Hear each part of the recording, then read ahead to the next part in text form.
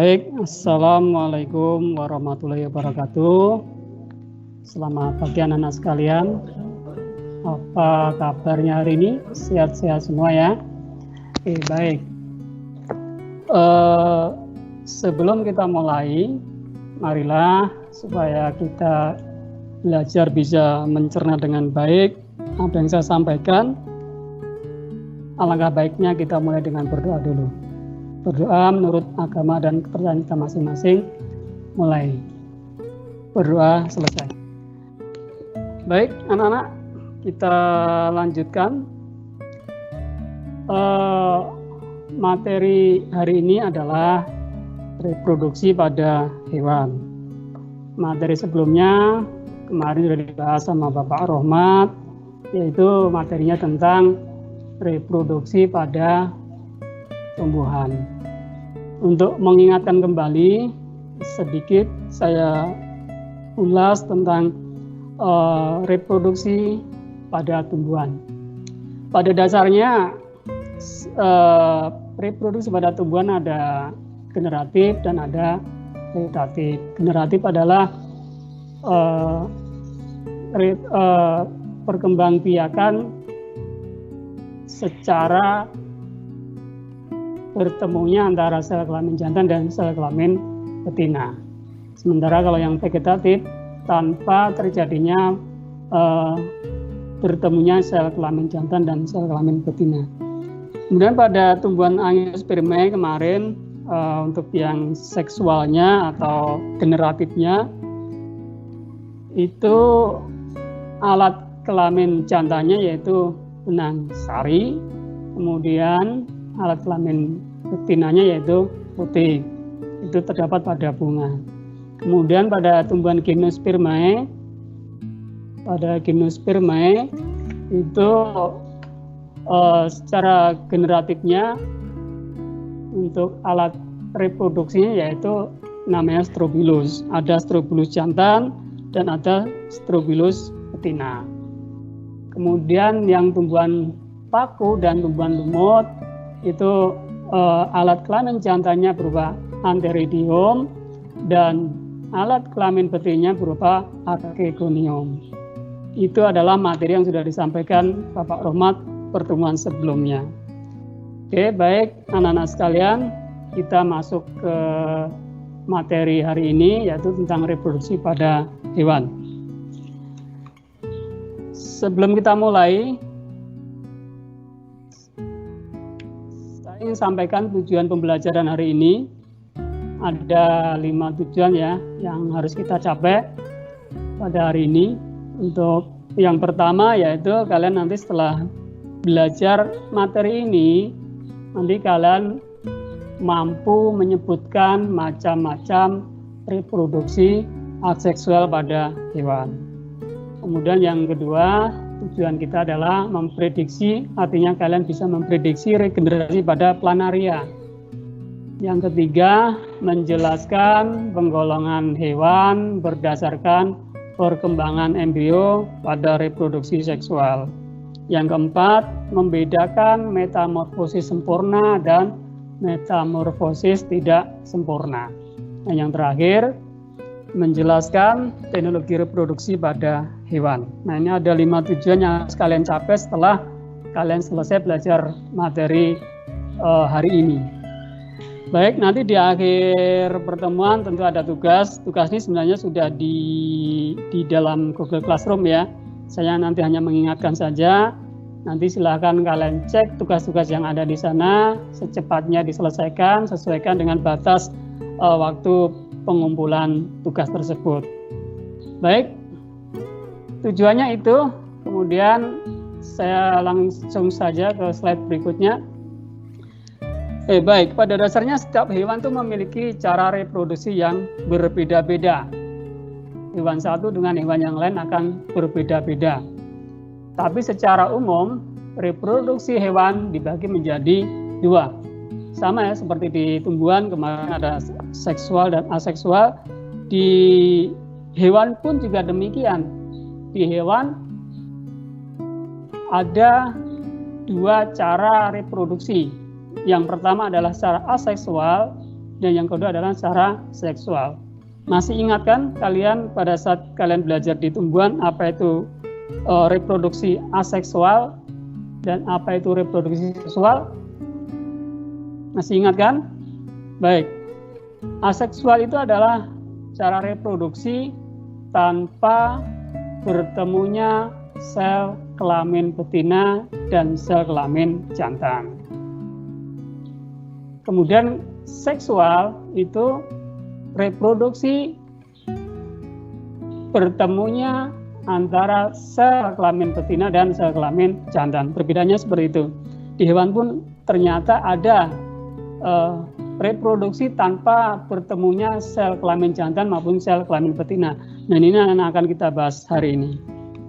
Baik ya, saya ulang. Jadi pada dasarnya reproduksi pada hewan itu ada dua cara. Yang pertama adalah aseksual dan yang kedua adalah secara seksual. Aseksual tanpa bertemunya sel kelamin jantan dan betina, sementara seksual adalah dengan bertemunya sel kelamin jantan dan sel kelamin betina. Nah, yang akan kita bahas yang pertama adalah reproduksi aseksual pada hewan. Yang aseksual, yang tanpa bertemunya antara sel kelamin betina dan sel kelamin jantan. Dengan cara apa? Yang pertama, ternyata hewan bisa reproduksi dengan cara membentuk tunas. Reproduksi seksual dengan cara membentuk tunas untuk menghasilkan keturunannya. Ini contohnya hewan yang berreproduksi membentuk tunas. Contohnya adalah hidra. Ini gambarnya seperti ini. Ini tubuh hidra. Kalian perhatikan di tayangan. Ini tubuh hidra. Kemudian di sini akan muncul tunas di sini. Ini tentakel ya di atas ini, tentakel. Kemudian ini tubuh dari hidra. Kemudian di sini ada tunas. Kemudian tunas terus berkembang begitu. Berkembang terus berkembang sehingga dia akan terpisah dengan induknya sehingga akan menjadi anakan dan dia akan menjadi individu yang baru. Ini contoh dari reproduksi aseksual pada hewan, yaitu contohnya hewan hidra. Selain hidra ada enggak? Ada. Antara lain Porifera dan Coleonterata. Yang saya contohkan adalah hidra. Baik, saya ulang. Jadi reproduksi aseksual yang pertama yaitu dengan membentuk tunas. Dengan membentuk tunas untuk menghasilkan keturunannya. Jadi gambarannya seperti ini. Baik, saya lanjutkan. Setelah dengan tunas, yang kedua adalah dengan fragmentasi. Yang kedua dengan fragmentasi. Oke. Nah, ini salah satu contoh dari reproduksi dengan cara fragmentasi adalah planaria. Ini planaria ini. Planaria merupakan salah satu contoh hewan yang melakukan fragmentasi. Nah, pada reproduksi dengan cara fragmentasi ini ada dua tahap di sana. Ada dua tahap. Tahap yang pertama adalah fragmentasi. Tahap yang kedua adalah regenerasi. Tahap fragmentasi itu apa? Tahap fragmentasi adalah pematahan, patah ya, patah atau potong begitu. Pematahan atau pemotongan tubuh induk menjadi dua atau lebih. Jadi potongnya itu bisa dua, bisa lebih. Jadi pada tahap fragmentasi, tubuh dari planaria ini terpotong atau patah menjadi beberapa bagian, dua atau lebih. Nah, setelah dia terpotong menjadi beberapa bagian, dua atau lebih begitu, kemudian masuk tahap yang kedua yaitu regenerasi. Jadi pada tahap regenerasi itu di setiap potongan tubuh induk tersebut membentuk bagian tubuh lain yang tidak ada pada bagian tersebut. Maksudnya begini. Oke, yang pertama fragmentasi ya. Fragmentasi ini akan terbelah atau terpotong. Yang saya contohkan menjadi 3 bagian, kepala, ekor, dan tubuhnya, bagian tengah tubuhnya. Kemudian ini ketika terpotong, ini merupakan tahap fragmentasi, yaitu pemotongan tubuh induk menjadi beberapa bagian. Nah, setelah tubuh planaria ini terpotong menjadi 3 bagian, nah nanti masing-masing akan pada tahap regenerasi. Misalkan di bagian tubuh kepala tadi, regenerasinya dia akan membentuk bagian tengah badan dan bagian ekor akan terbentuk dengan pada tahap regenerasi ini. Kemudian di bagian tubuh yang tengah juga demikian. Nanti di bagian tubuh yang tengah dia akan regenerasi akan membentuk kepala dan membentuk ekor, akan berkembang kepala dan ekor. Yang di bawahnya juga demikian, ekor, karena tidak ada kepalanya maka nanti regenerasinya pada tahap regenerasinya akan tumbuh kepala di ekornya sehingga akan menjadi planaria yang sempurna. Jadi ini proses dari reproduksi dengan cara fragmentasi. Contohnya adalah pada planaria. Saya ulang, fragmentasi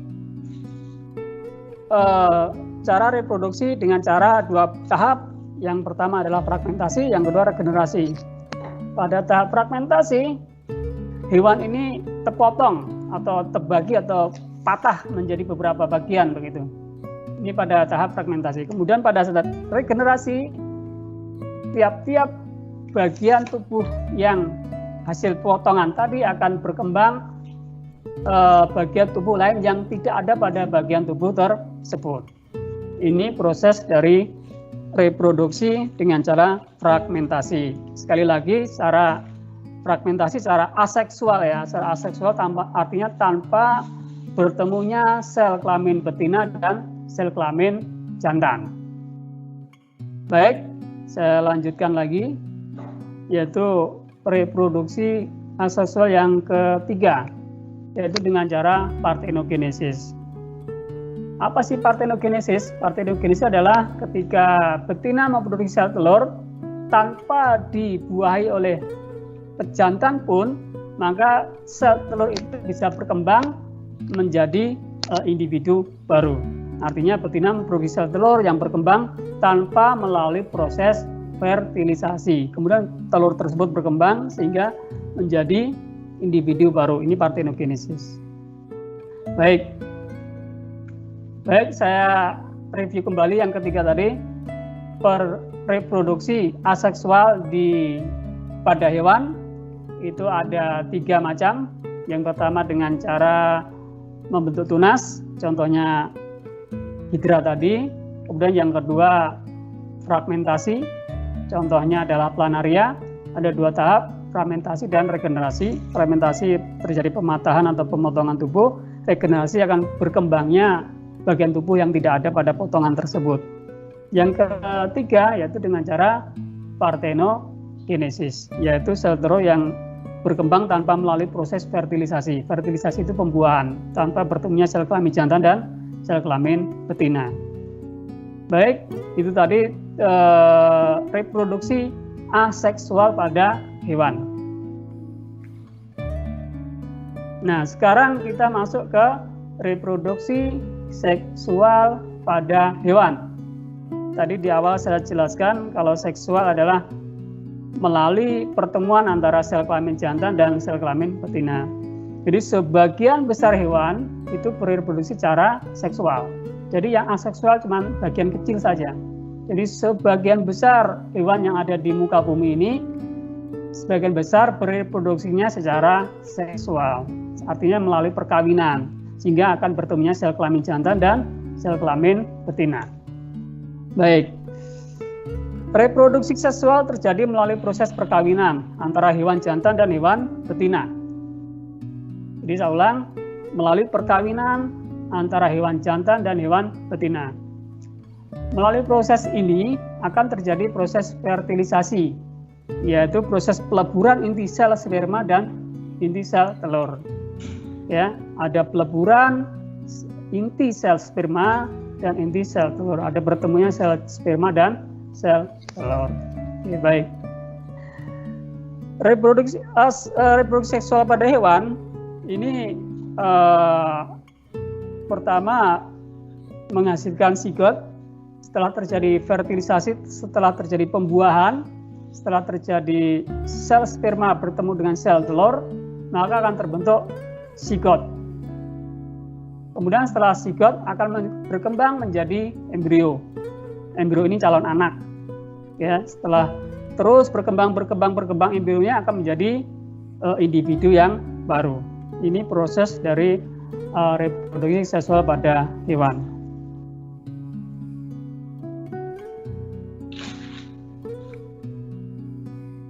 Baik, saya lanjutkan. Tadi sebelum slide ini saya jelaskan bahwa fertilisasi itu adalah pembuahan atau meleburnya inti sel kelamin jantan dan inti sel kelamin betina. Nah, peleburan ini atau fertilisasi ini pada hewan itu ternyata ada dua.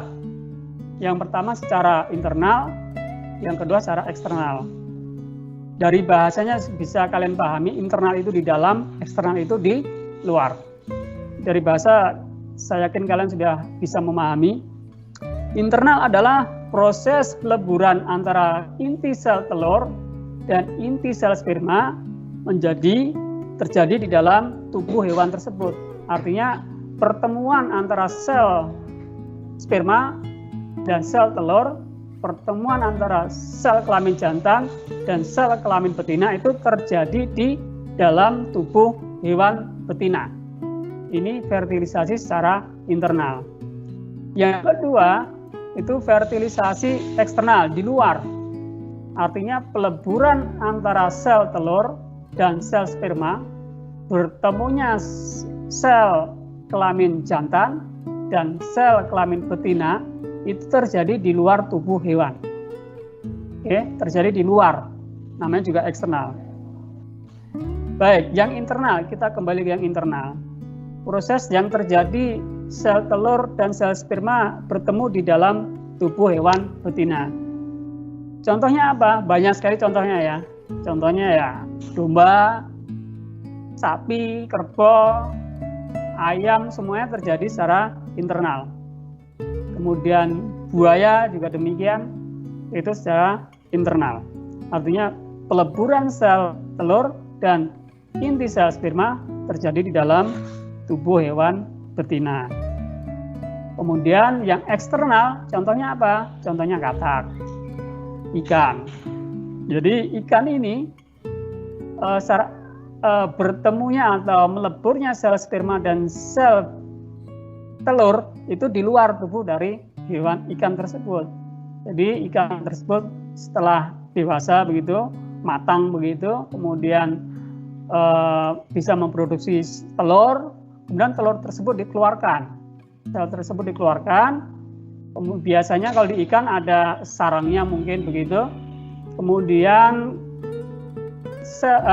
ikan jantan akan mengeluarkan sel sperma, kemudian akan bertemu di perairan. Biasanya fertilisasi eksternal terjadi pada hewan-hewan yang habitatnya di dalam perairan. Ini contohnya katak dan ikan.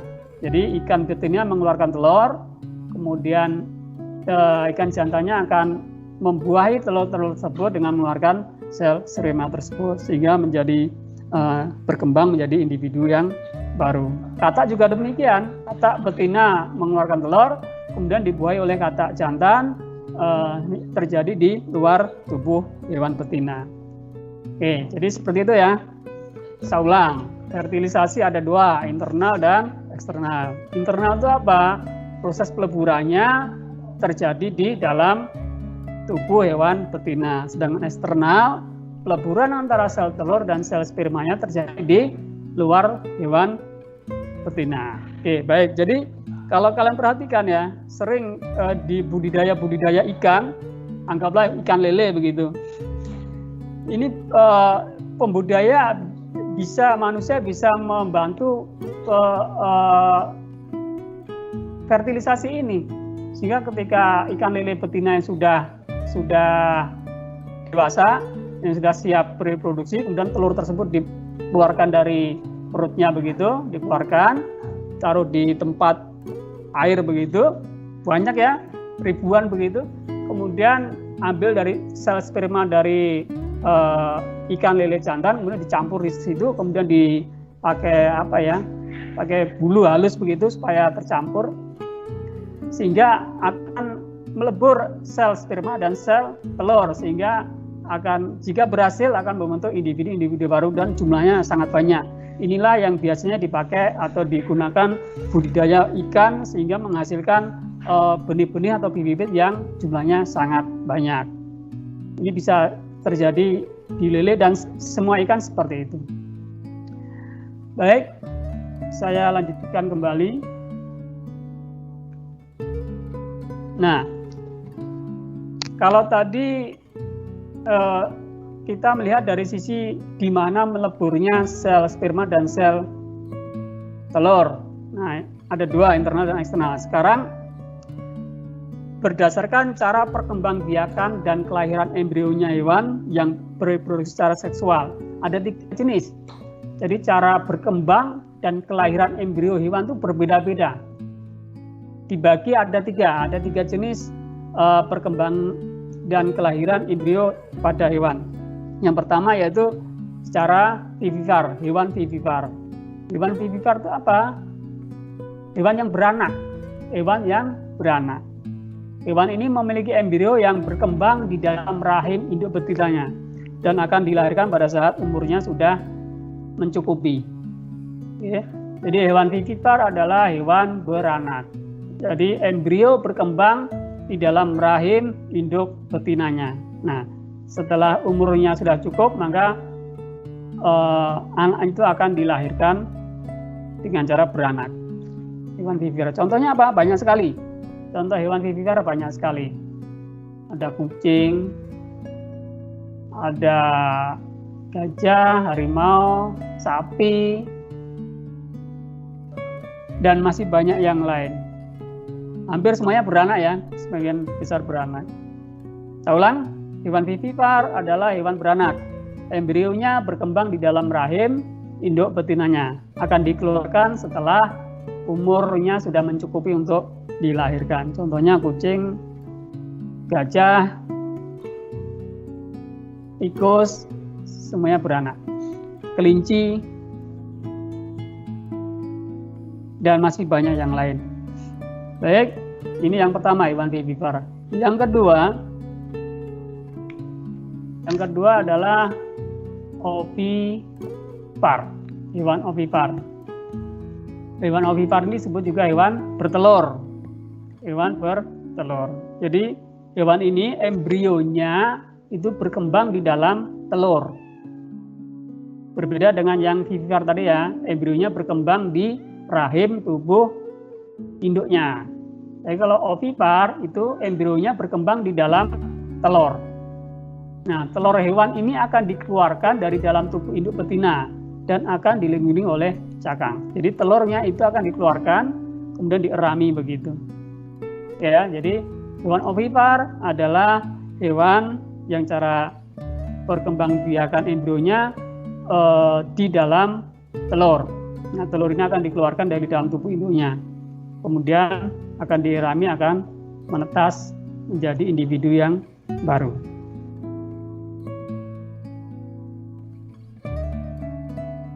Banyak ya contohnya hewan bertelur ya.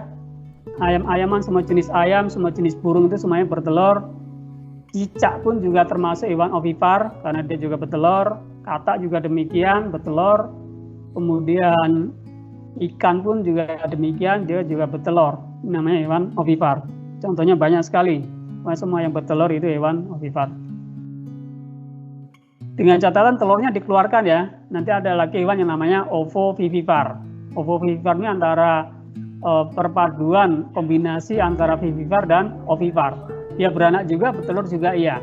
Ini ovovivipar. Tapi kalau yang ovipar tadi itu telurnya dikeluarkan. Telurnya dikeluarkan masih dalam bentuk telur, begitu. Nah, kemudian yang ovovivipar adalah hewan bertelur dan beranak. Embrio hewan yang bergolong ovovivipar sebenarnya berkembang di dalam telur.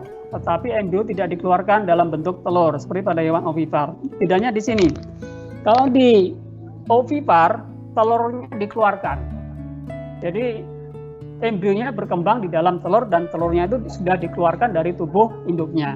Tapi kalau yang ovovivipar, embrio ini berkembang di dalam telur, tetapi tidak dikeluarkan terlebih dahulu oleh tubuh hewan tersebut. Jadi berkembang di dalam tubuh tersebut tapi dalam bentuk telur. Nah, setelah pecah menetas, kemudian hewan tersebut akan dilahirkan. Maka kombinasi antara betelur dan beranak, ovovivipar. Betelur juga ya, beranak juga ya. Hewan bertelur dan beranak. Baik, saya ulang ya. Tadi ada 3 perkembangan dan kelahiran embrio hewan yang bereproduksi secara seksual. Yang pertama adalah vivipar, hewan beranak. Embrionya berkembang di dalam rahim induk betinanya dan akan dilahirkan pada saat umur yang sudah mencukupi. Yang kedua adalah hewan ovipar, hewan yang bertelur. Embrionya berkembang di dalam telur. Kemudian telur tersebut dikeluarkan dari tubuh induk betina dan akan dilindungi oleh sangkang. Yang terakhir adalah perpaduan antara betelur dan melahirkan, yaitu ovovivipar, hewan bertelur dan beranak.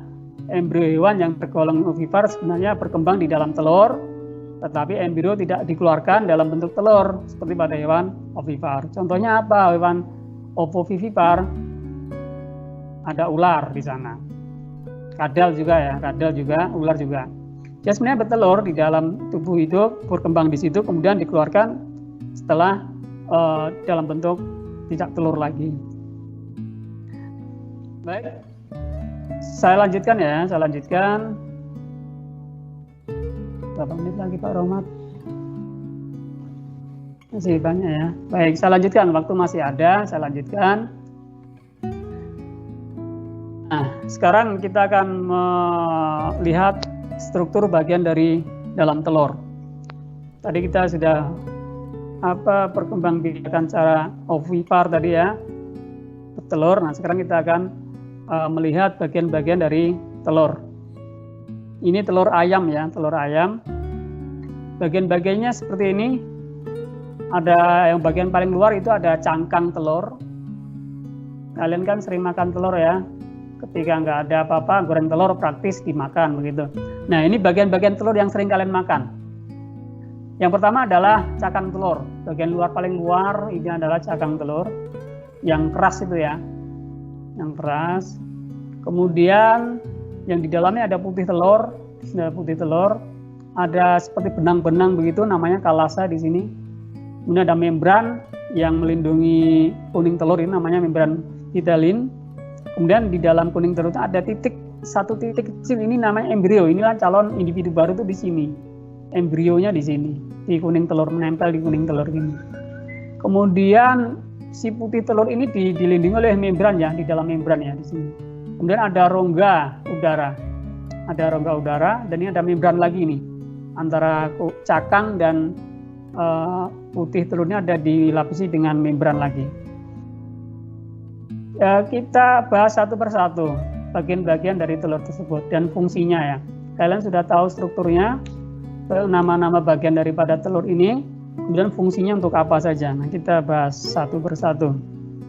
Yang pertama kita mulai dari kuning telur saja. Kita mulai dari dari dalam.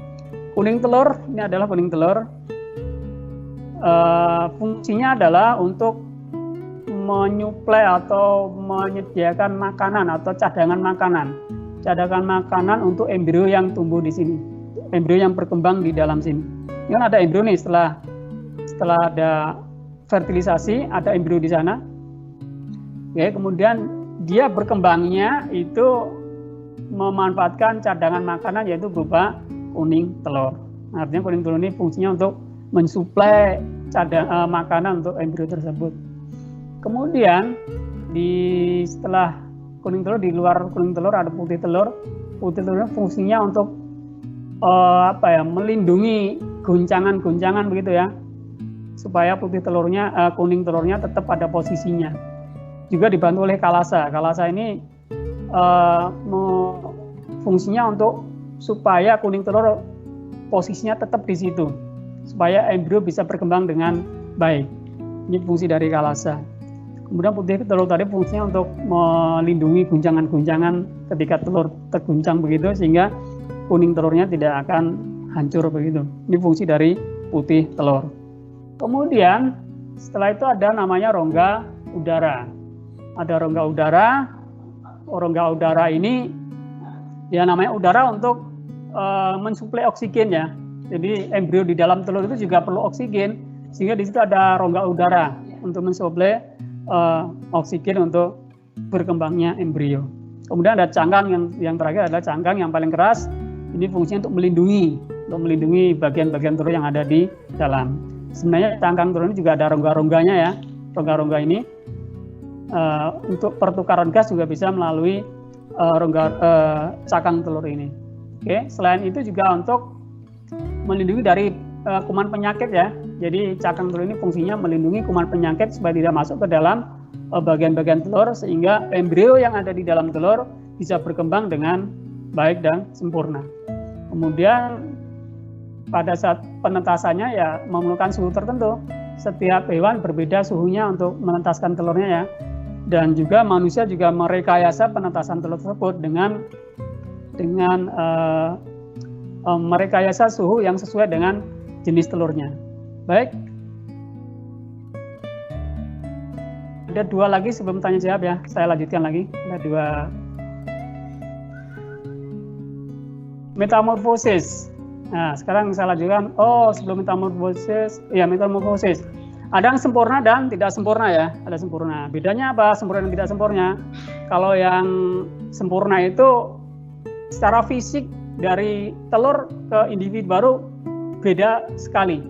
Beda yang sangat mencolok. Tapi kalau yang tidak sempurna itu berbedanya tidak terlalu mencolok, itu bedanya metamorfosis sempurna dan tidak sempurna. Yang sempurna contohnya kupu-kupu, katak itu sempurna. Kemudian yang belalang itu tidak sempurna karena pada saat setelah telur menetas, kemudian fisiknya hampir sama dengan induknya, cuman nanti bedanya mungkin belum muncul sayap dan belum muncul yang lain-lain begitu. Tapi kalau yang sempurna itu grafis berubah, beda sama sekali.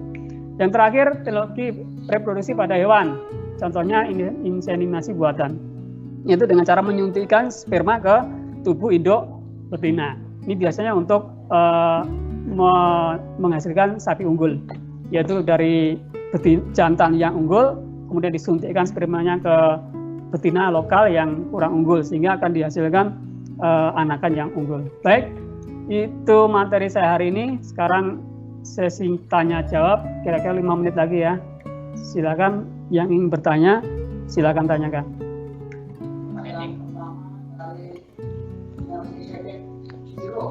Ya.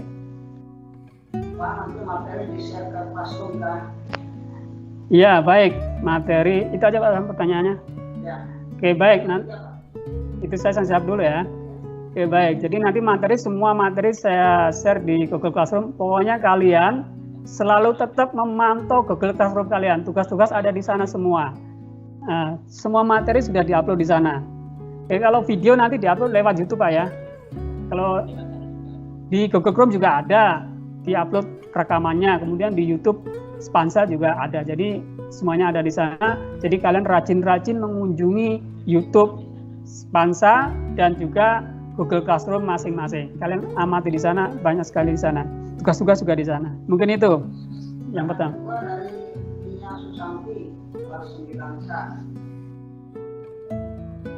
Nia Susanti ini pertanyaannya, Pak mau tanya, kuda laut itu cara berkembang biaknya pakai cara apa? Kan ada kuda laut yang jantan yang hamil. Itu seperti apa penjelasannya Pak? Dia dititipkan aja Pak ya. Dia anaknya dititipkan aja ke yang jantan. Yang rami yang jantan. Bukan dia yang hamil, bukan dia yang beranak, bukan. Artinya tetap betinanya, cuma dia tempat dititipi aja. Mungkin itu kan. Jadi kayak kayak ada rahimnya sendiri deh. Kayak kanguru. Iya. Kemudian yang satu ini tanpa nama. Pak, kalau ovovipar itu cangkang telurnya kemana?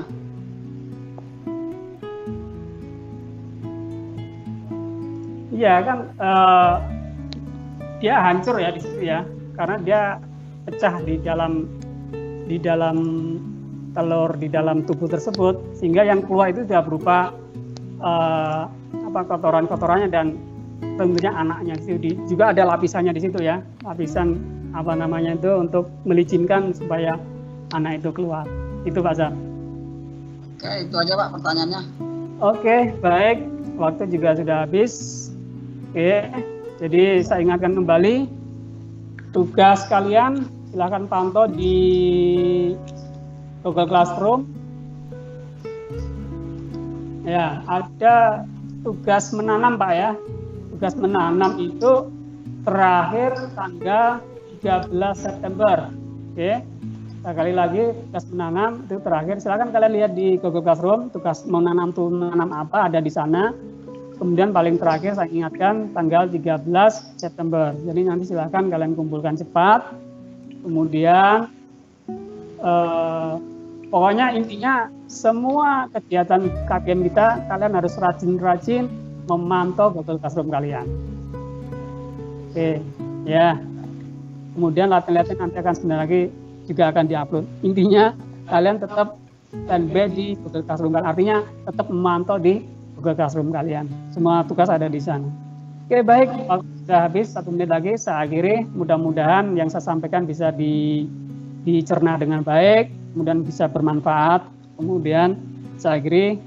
Wassalamualaikum warahmatullahi wabarakatuh.